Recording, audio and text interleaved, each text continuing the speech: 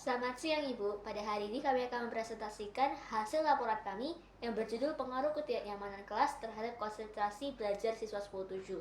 Sebelumnya kami akan memperkenalkan diri kami, yaitu Saya Felicia Donaong. dan saya Musyalah Atala Glory Dausan.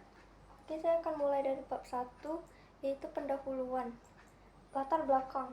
Polusi suara merupakan masalah yang sering dijumpai di lingkungan sekolah SMAK Yosudarso, Batam.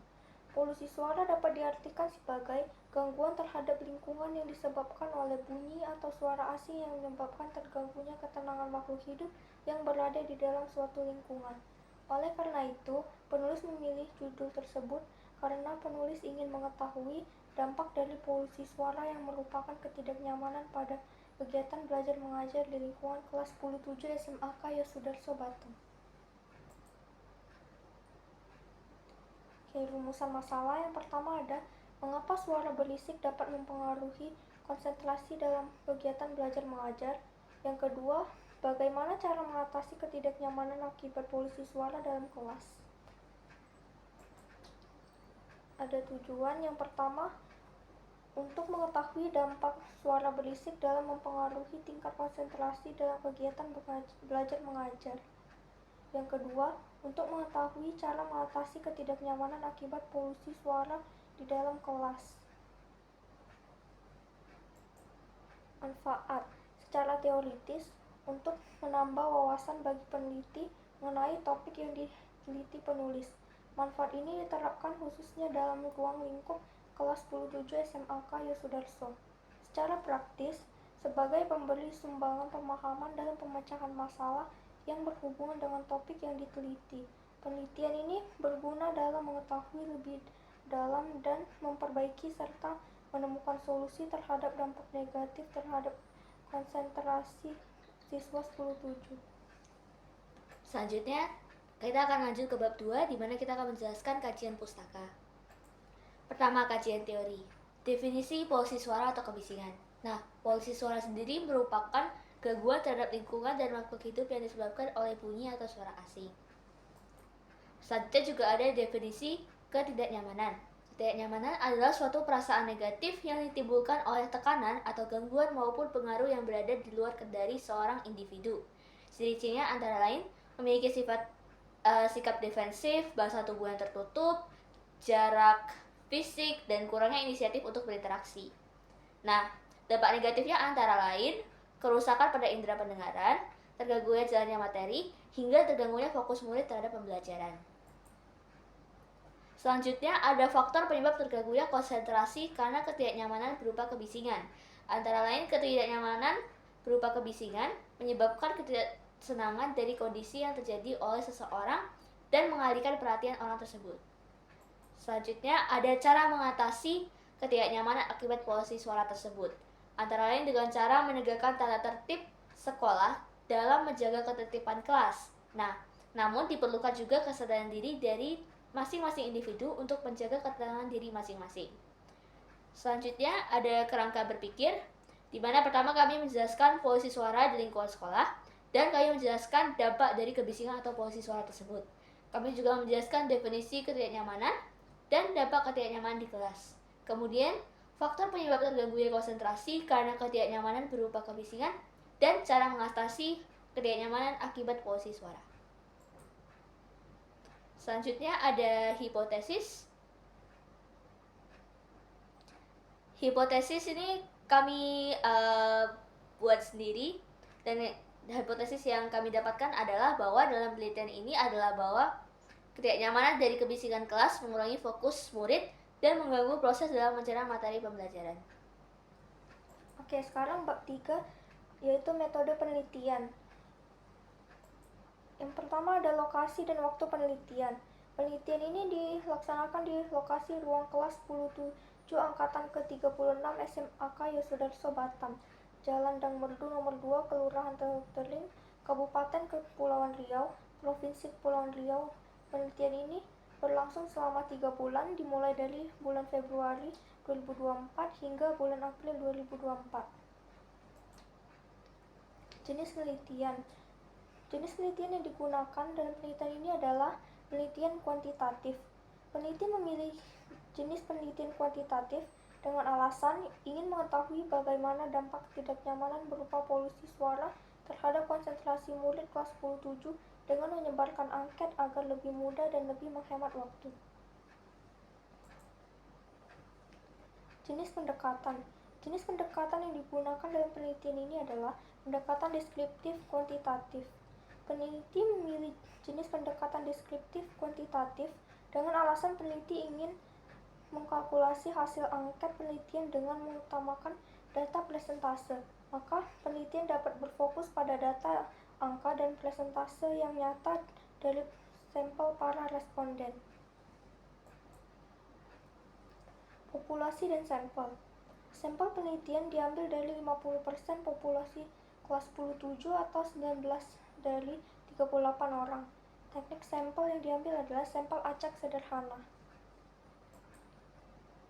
Teknik pengumpulan data. Penelitian ini menggunakan teknik pengumpulan data berupa pembagian angket. Angket sendiri merupakan bagian dari daftar pertanyaan tertulis mengenai masalah tertentu dengan ruang untuk jawaban bagi setiap pertanyaan. Jenis angket yang digunakan adalah angket tertutup, yaitu angket yang menyediakan pilihan terbatas untuk dipilih responden. Teknik analisis data. Tabulasi data adalah suatu proses analisis data yang dikumpulkan lewat angket atau kuesioner yang dikelompokkan dalam bentuk tabel sehingga mudah dianalisis. Selanjutnya, kita akan masuk ke bab 4 di mana kita akan membahas hasil dan pembahasan dari penelitian kami. Nah, kami memiliki 2 rumusan masalah. Rumusan masalah pertama mencakup pertanyaan dari nomor 1 sampai 7 dan rumusan masalah kedua mencakup pertanyaan dari nomor 8 sampai 12.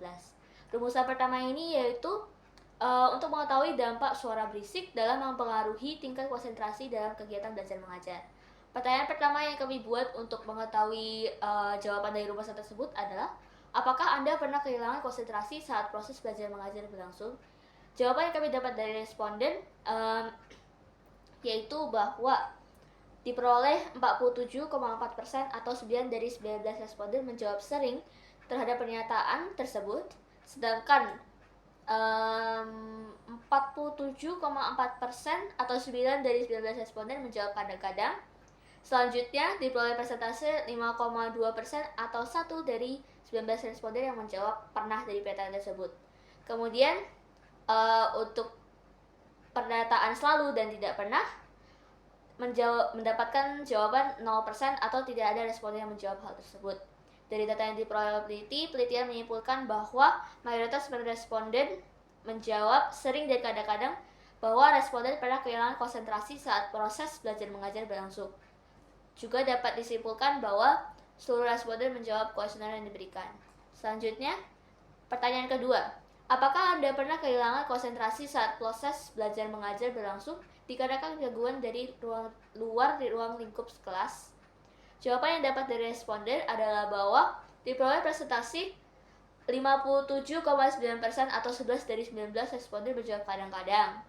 Kemudian diperoleh 21,1% atau 4 dari 19 responden yang menjawab sering. Dan selanjutnya 15,8% atau 3 dari 19 responden yang menjawab tidak pernah. Kemudian diperoleh 5,2% atau 1 dari 19 responden yang menjawab pernah. Sedangkan diperoleh persentase 0% terhadap pernyataan selalu. Dari data yang diperoleh, dapat disimpulkan bahwa mayoritas responden menjawab kadang-kadang bahwa responden pernah kehilangan konsentrasi saat proses belajar mengajar berlangsung dikarenakan gangguan dari luar lingkup kelas. Selanjutnya, pertanyaan ketiga. Apakah Anda pernah kehilangan konsentrasi saat proses belajar mengajar berlangsung dikarenakan kebisingan dari teman-teman sekelasmu? Dari grafik yang telah diberikan, diperoleh presentasi bahwa 42,1% atau 8 dari 19 responden menjawab selalu. Sedangkan 31,6% atau 6 dari 19 responden menjawab kadang-kadang. Dan 15,8% atau 3 dari 19 responden menjawab sering. Serta 10,5% atau 2 dari 19 responden menjawab pernah. Setelah itu diperoleh persentase 0% atau tidak ada dari 19 responden yang menjawab tidak pernah terhadap pernyataan tersebut. Dari data yang diperoleh dapat disimpulkan bahwa mayoritas responden menjawab selalu bahwa responden pernah kehilangan konsentrasi saat proses belajar mengajar berlangsung dikarenakan kebisingan dari teman-teman sekelasnya. Pertanyaan keempat, apakah ketika suasana sedang tenang, Anda dapat berkonsentrasi dengan lebih baik dalam pembelajaran? Dari grafik tersebut didapatkan bahwa 47,4% dari responden menjawab selalu, sedangkan 36,8% menjawab atau 7 dari 19 responden menjawab sering, 10,5% atau 2 dari 19 responden menjawab pernah, dan 5,2% atau 1 dari 19 responden menjawab kadang-kadang. Sedangkan tidak ada responden atau 0% responden menjawab tidak pernah. Dari data yang diperoleh, peneliti menyimpulkan bahwa mayoritas responden menjawab selalu, bahwa responden ketika suasana sedang tenang dapat berkonsentrasi dengan lebih baik dalam pembelajaran. Selanjutnya pertanyaan kelima, apakah Anda pernah kesulitan untuk mendengar, menyimak, dan mencerna materi yang diberikan guru ketika kondisi kelas berisik? Dari grafik didapatkan bahwa 31,6% atau 6 dari 19 responden menjawab selalu, kemudian 26,3% atau 5 dari 19 responden menjawab sering, dan juga 26,3% atau 5 dari 19 responden menjawab kadang-kadang. Kemudian diperoleh persentase 10,5% atau 2 dari 19 responden yang menjawab pernah, dan 5,2% atau 1 dari 19 responden yang menjawab tidak pernah. Nah, dari data tersebut dapat disimpulkan bahwa mayoritas menjawab selalu, bahwa responden kesulitan untuk mendengar, menyimak, dan mencerna materi yang diberikan guru ketika kondisi kelas berisik. Juga dapat disimpulkan bahwa semuanya telah menjawab pertanyaan tersebut. Selanjutnya pertanyaan ke-6, apakah nilai Anda pernah terpengaruh oleh kebisingan dan ketidaknyamanan di kelas? Berdasarkan grafik tersebut diperoleh bahwa 26,3% atau 5 dari 19 responden menjawab sering, 26,3% juga atau 5 dari 19 responden menjawab pernah, 21,1% atau 4 dari 19 responden menjawab kadang-kadang, dan selanjutnya 15,8% atau 3 dari 19 responden menjawab tidak pernah, 10,5% atau 2 dari 19 responden menjawab selalu. Dari data yang diperoleh, dapat disimpulkan bahwa mayoritas menjawab sering, bahwa nilai responden pernah terpengaruh oleh kebisingan dan ketidaknyamanan di kelas. Juga dapat disimpulkan bahwa semua telah menjawab. Selanjutnya untuk pertanyaan ke-7, apakah Anda pernah tidak sempat menyelesaikan tugas secara efektif karena terpengaruh oleh kebisingan dan ketidaknyamanan di kelas? Sekitar 47,4% atau 9 dari 19 responden menjawab kadang-kadang, 26,3% atau 5 dari 19 responden menjawab pernah, selanjutnya 15,8% atau 3 dari 19 responden menjawab sering, kemudian 5,2% atau 1 dari 19 responden menjawab selalu. Setelah itu juga diperoleh 5,2% dari 19 responden atau 1 orang yang menjawab tidak pernah. Dari data yang diperoleh dapat disimpulkan bahwa mayoritas persentasenya menjawab kadang-kadang, bahwa responden pernah tidak sempat menyelesaikan tugas secara efektif karena terpengaruh oleh kebisingan dan ketidaknyamanan di kelas. Dari semua data tersebut dapat disimpulkan bahwa semua responden atau 19 responden telah menjawab semua pertanyaan tersebut. Kemudian kita akan beranjak ke rumusan yang kedua, yaitu untuk mengetahui cara mengatasi ketidaknyamanan akibat polusi udara di dalam kelas. Nah, hal ini mencakup pertanyaan dari nomor 8 sampai 12, yaitu pertanyaan pertama, apakah Anda pernah menyebabkan kebisingan yang menyebabkan ketidaknyamanan di kelas? Jawabannya diperoleh bahwa 47,4% atau 9 dari 19 responden menjawab tidak pernah. Selanjutnya 21,1% atau 4 dari 19 responden menjawab kadang-kadang. 21,1% juga atau 4 dari 19 responden menjawab pernah. Kemudian 5,2% atau 1 dari 19 responden menjawab selalu. Begitu juga 5,2% atau 1 dari 19 responden menjawab sering. Dari data yang diperoleh dapat disimpulkan bahwa mayoritas responden menjawab tidak pernah, bahwa responden pernah menyebabkan kebisingan yang menyebabkan ketidaknyamanan dalam kelas. Selanjutnya untuk pertanyaan kedua, apakah Anda pernah menyebabkan kebisingan yang menyebabkan ketidaknyamanan dalam kelas tanpa sadar? Dari grafik tersebut diperoleh bahwa 31,6% atau 6 dari 19 responden menjawab kadang-kadang, kemudian 31,6 juga atau 6 dari 19 responden menjawab tidak pernah, kemudian 26,3% atau 5 dari 19 responden menjawab pernah, dan 5,2% atau 1 dari 19 responden menjawab selalu, serta 5,2% atau 1 dari 19 responden menjawab sering.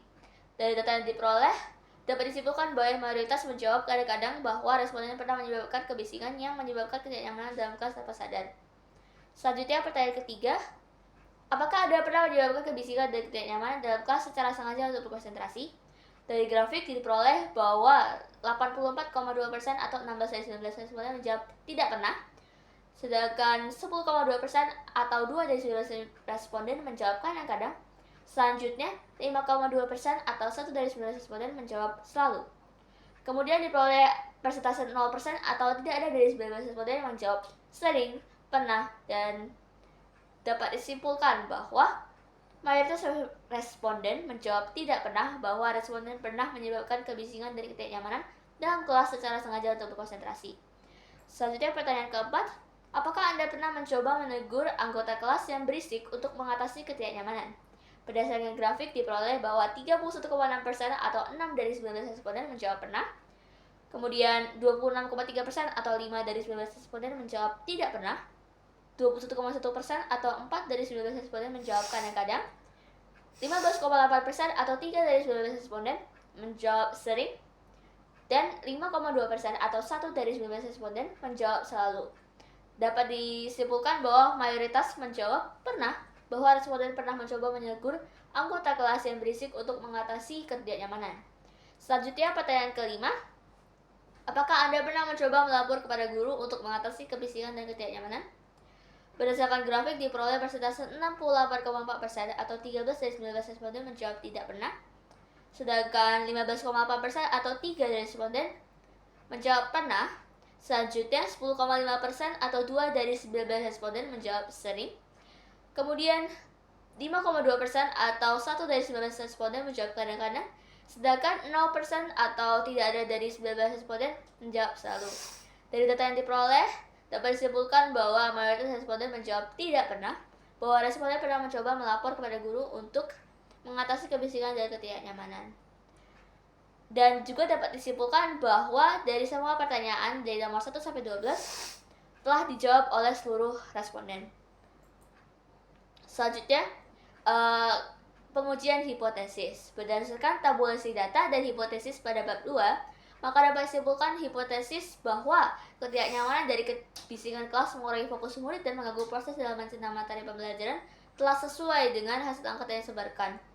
Berdasarkan hasil jawaban keseluruhan pertanyaan angkat telah disebarkan, kurang lebih 82% telah sesuai dengan hipotesis bahwa suara berisik dapat mengurangi tingkat fokus dalam kegiatan belajar mengajar dan menimbulkan dampak negatif dalam hal belajar mengajar kelas 10-7. Hal ini dikarenakan posisi suara mengalihkan perhatian dari siswa dari materi. Sebagian besar responden mengakui pernah terganggu saat berusaha untuk berkonsentrasi, bahkan hingga mempengaruhi efektivitas siswa dalam mengerjakan tugas sehingga tidak dapat menyelesaikan pekerjaan. Hal ini juga mempengaruhi nilai. Namun, 18% dari keseluruhan responden memiliki jawaban yang tidak sesuai dengan hipotesis karena tidak terganggu maupun terpengaruh oleh gangguan dan ketidaknyamanan yang timbul di sekitar mereka, terutama ketidaknyamanan yang berasal dari luar kelas. Sebagian siswa 10-7 merasa nilai maupun efektivitas belajar tidak terganggu oleh ketidaknyamanan sekitar, terutama gangguan yang berasal dari luar lingkup kelas. Oke, selanjutnya ada bab 5 yaitu penutup. Kesimpulan dari penelitian ini bahwa suara berisik atau polusi suara baik dari luar ruangan dan terutama dari dalam ruang kelas mengganggu konsentrasi belajar dalam kegiatan belajar mengajar karena menimbulkan dampak yang signifikan terhadap hasil nilai akademis siswa atau siswi yang bersangkutan. Selanjutnya kami juga memiliki saran. Kami menunjukkan saran ini kepada siswa-siswa 10-7 bahwa seluruh siswa 10-7 berusaha lebih tertib dan disiplin ke depannya. Hal ini supaya tercipta lingkungan kelas yang nyaman dan tentram. Baik, sekian dari presentasi kami. Terima kasih.